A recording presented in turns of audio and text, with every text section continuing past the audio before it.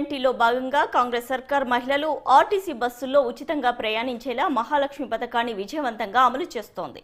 ఈ క్రమంలోనే ఆటోలో వెళ్లే వారంతా నిత్యం ఆర్టీసీ బస్సులోనే ఫ్రీగా తమ తమ గమ్యస్థానాలకు చేరుకుంటున్నారు. మహాలక్ష్మి పథకం అమల్లోకి వచ్చిన నాటి నుండి బస్సులో రద్దీ విపరీతంగా పెరిగింది. పురుషులకు సీట్లు లేకుండా పోతుండటంతో వారు నిలబడే ప్రయాణం చేస్తున్నారు. ఇక దివ్యాంగుల పరిస్థితి అగమ్య గోచరంగా మారింది. ఈ క్రమంలోనే వరంగల్ జిల్లాలో దివ్యాంగులు వినూత్న నిరసన చేపట్టారు.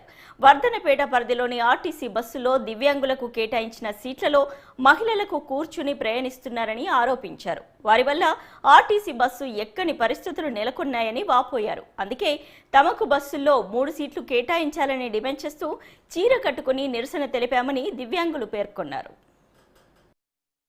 ఈ తెలంగాణ రాష్ట్రంలో ఉన్నటువంటి 30 లక్షల మంది వికలాంగులు ఆర్టీసీ బస్ ఎక్కాలంటేనే భయపడేటటువంటి పరిస్థితి ఈ రోజు దాపరించింది.